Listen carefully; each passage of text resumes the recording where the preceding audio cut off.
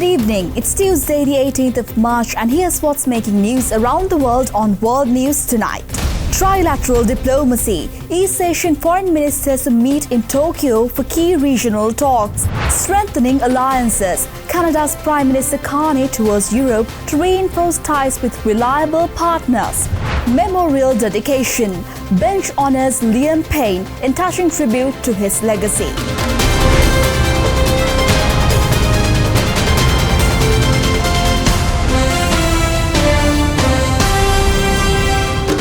From Colombo, this is World News Tonight with Amarsha Fernando. Good evening once again. Foreign ministers from South Korea, China and Japan are scheduled to meet in Tokyo to discuss regional cooperation and the potential resumption of trilateral summits, marking a significant step in East Asian diplomacy. South Korean Foreign Minister Cho Tae-yul is said to meet his Japanese and Chinese counterparts Takeshi Iwaya and Wang Yi in Tokyo to deepen cooperation and dialogue among the three East Asian powers. The meeting marks the latest chapter in ongoing efforts to strengthen regional ties since the last trilateral leaders summit held in May 2024 and follows the previous foreign ministers meeting held in Busan in November 2023. According to South Korea's foreign ministry, the ministers will review progress made since their last summit and exchange views on a wide range of issues, including economic collaboration, climate goals, and the evolving regional and international security landscape. In addition to the joint discussions, bilateral talks will be held on the sidelines, where Cho Tae-yul is expected to meet separately with both Iwaya and Wang to explore specific avenues of cooperation and address any tensions. The trilateral framework has become an increasingly vital mechanism for diplomacy in the region, especially as geopolitical complexities grow and global economic shifts demand greater strategic alignment. This high-level dialogue is seen as a chance to reaffirm commitments to peace, mutual development, and collaborative crisis response, at a time when regional stability has never been more crucial. A significant number of international CEOs are set to converge in China for a pivotal summit, underscoring the country's central role in global business and its appeal to foreign investment. Dozens of foreign CEOs will visit Beijing this month, and they're expected to meet President Xi Jinping at a development conference. That's according to a draft agenda and three sources familiar with the matter. The source said the annual China Development Forum will take place on March 23rd to 24th. It comes with Beijing eager to attract foreign investment as geopolitical tensions grow. Official data released last month showed foreign direct investment into China fell 13.4% year-on-year in January. Policymakers also want to boost domestic consumption to offset fresh US tariff pressure. A draft agenda lists CEOs from numerous major companies attending, including BMW, Mercedes-Benz and FedEx. The draft agenda showed top executives of several major mining, engineering and healthcare firms will also take part. While heads of Saudi Aramco and chip designer Qualcomm are due at the forum, though neither firm immediately responded to requests for comment. One of the sources said the guest list could be subject to late changes. A higher proportion of European CEOs are due to be represented compared to previous years. One source said Xi is likely to meet a select group of foreign chief executives days after the summit. They added that could include European and British CEOs. The meeting comes in the same month US President Donald Trump imposed 20% tariffs on Chinese exports. It led China to retaliate with additional duties on American agriculture products. The United States is enhancing its military collaboration under the AUKUS Pact by enhancing its submarine presence along Australia's coastline, aiming to balance regional security and counterbalance emerging threats. American attack submarine USS Minnesota was undertaking drills off Australia's west coast, ahead of a growing presence in these waters.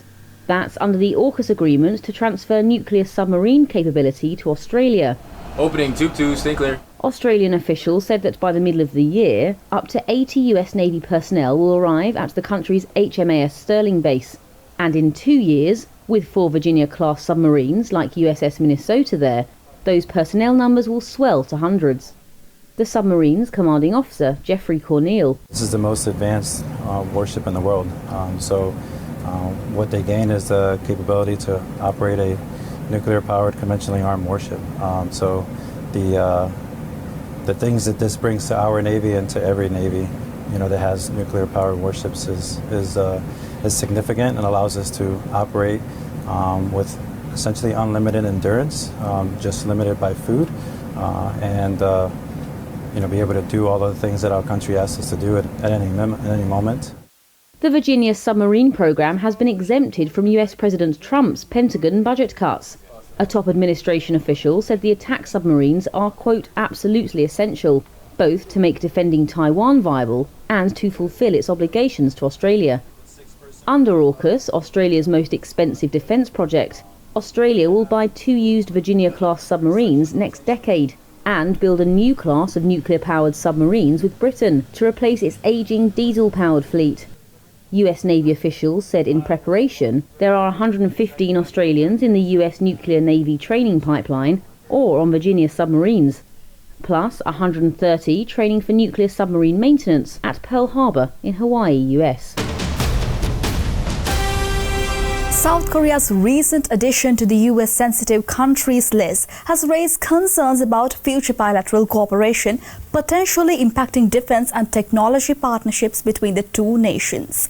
South Korea, a key U.S. ally, has been added to the U.S. Energy Department sensitive and other designated countries list, expanding it to 26 alongside North Korea, China, Russia, and Iran. The designation allows the U.S. to impose restrictions on science and technology cooperation. While South Korea is in the lowest tier as other designated countries, it remains the only U.S. ally with a formal defense treaty. Although current cooperation is assured, future research and technology sharing will face heightened scrutiny. The U.S. decision made in January follows South Korean President Yoon's controversial martial law declaration in December, which experts suggest may have influenced the move. The U.S. list cites concerns over national security, nuclear non-proliferation, and terrorism, leading some experts in Seoul to believe that growing discussions on South Korea's nuclear self-reliance may have also influenced the designation. The government was caught off guard with no prior notification. Acting President Choi Sang-mok led an emergency meeting on Monday, stressing the need for active communication with Washington to avoid disrupting cooperation. The Minister of Trade, Industry and Energy has been instructed to engage with its U.S. counterpart this week. Experts suggest that once South Korea resolves its domestic political turmoil, it could be removed from the list. Seoul is actively engaging with Washington to resolve the issue before the designation takes effect on April 15th. Let's take a short commercial break. More world news on the other side.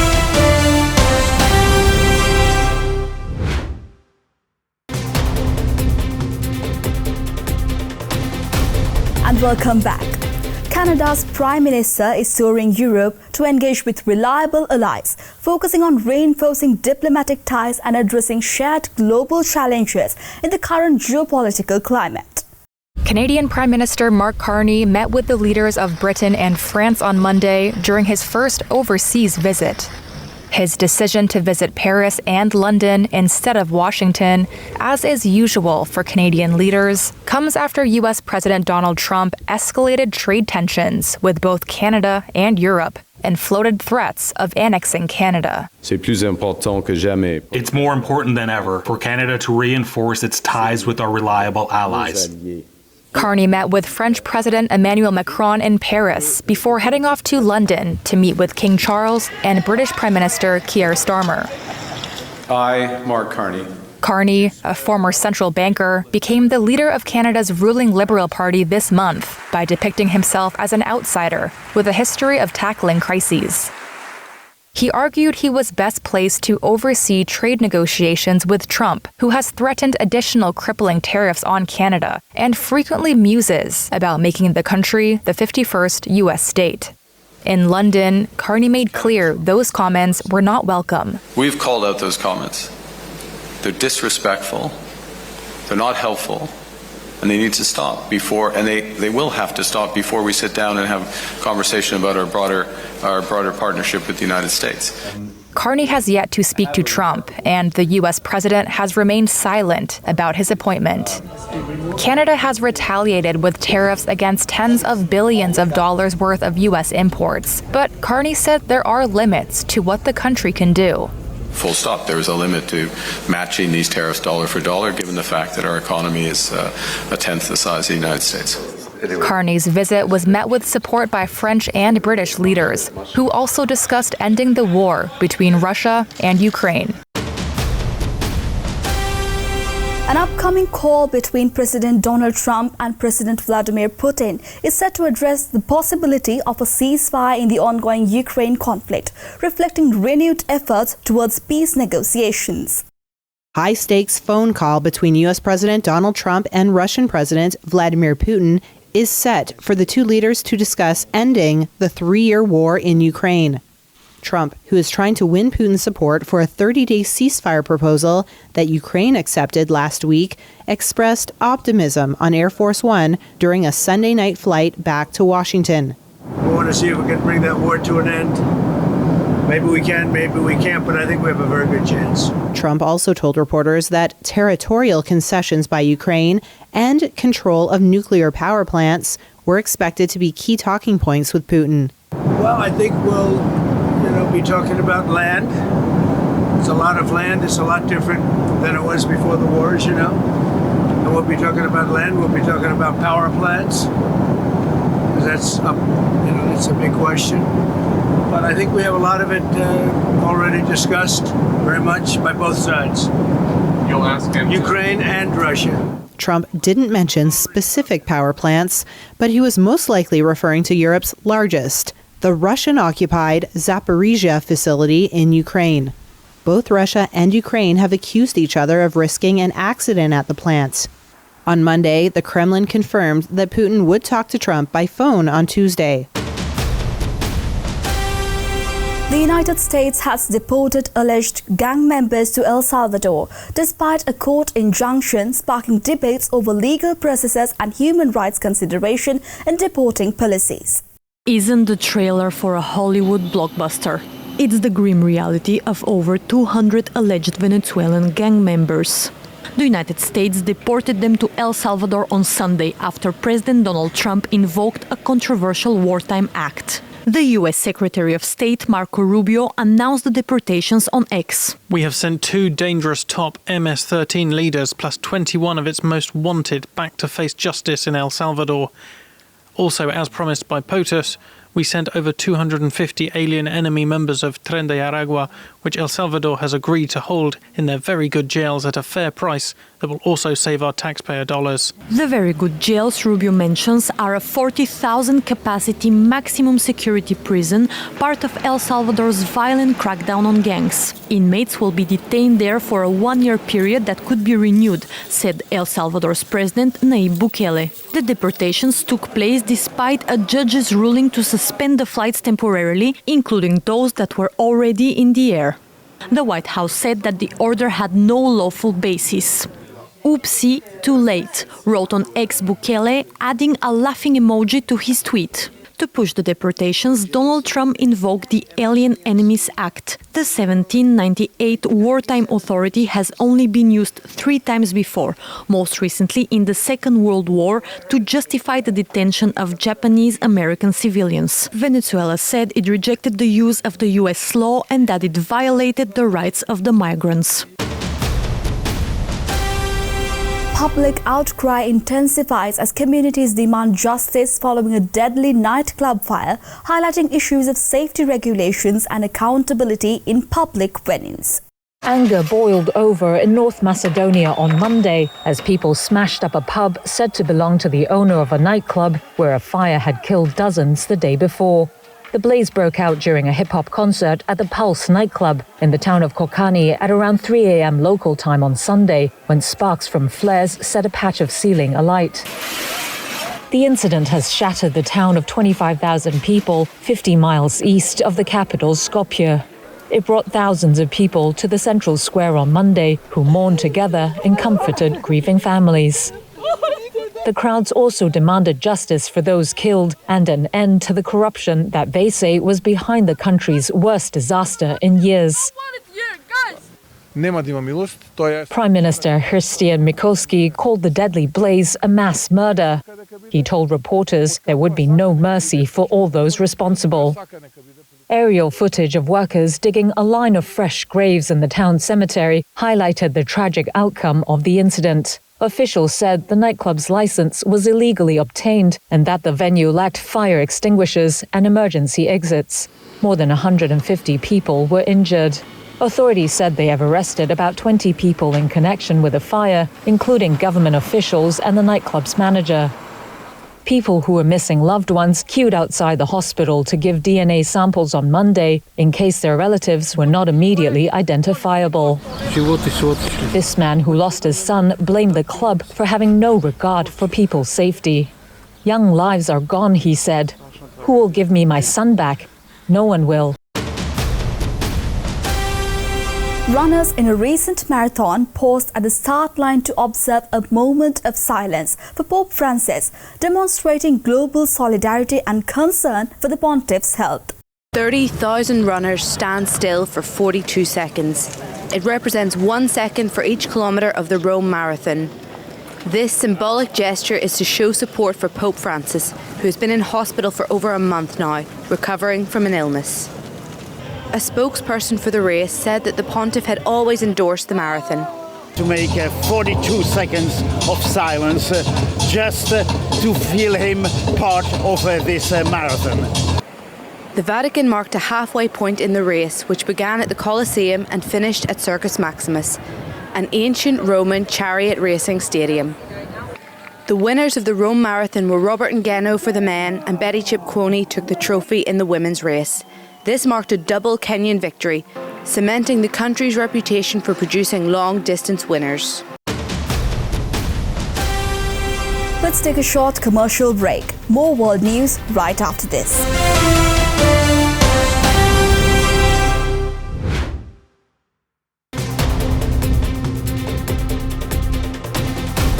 And welcome back. A bench has been dedicated in memory of Liam Payne, serving as a heartfelt tribute to his legacy and offering a place for reflection to those who admired him. A special place to remember the singer Liam Payne. A bench in a Buenos Aires, Argentina cemetery was dedicated to the late One Direction star. The 31-year-old died after falling from a balcony of the third floor of his Buenos Aires hotel room last October. An investigation revealed he had drugs in his system at the time of his death. Months later, his memory was honored in the South American city. A small ceremony was held with a handful of fans, where a photo of Payne rested in front of the bench. Once the sheet was removed, you can see the plaque engraved in his honor. There was also a box to place letters for his family to read. Fans say now this gives them a special place to grieve him, as it's in the city where he spent his final days. The launch of a new satellite designed to aid in the early detection of wildfires represents a significant advancement in disaster monitoring and environmental protection efforts. The fight against devastating wildfires now entering a new frontier. 3, 2, 1. This is the premier journey of FireSat, a Google research-led initiative aimed to launch a constellation of satellites into Earth's orbit. Eventually, expected by 2030, more than 50 will join together, all with the sole purpose of monitoring wildfires, so crews on the ground can shut them down well before they spread. Currently, on a big fire, agencies will sometimes use a series of weather satellites for basic mapping, but Dyer says the images are low quality and slow. Old images are able to show fires burning as small as about a football field, with a frequency of about once or twice per day. This is simulated data for a wildfire propagating across the landscapes. The team here says this new family of satellites only focuses on fire and can see an area burning as small as a home's swimming pool, producing a new high-resolution image every 20 minutes. And the constellation has the capacity to cover all corners of the globe. Investing and funding the project in collaboration with the global nonprofit Earthfire Alliance, Google believes that with its increased range, depth, and fidelity, this launch can usher in a new era of fire data.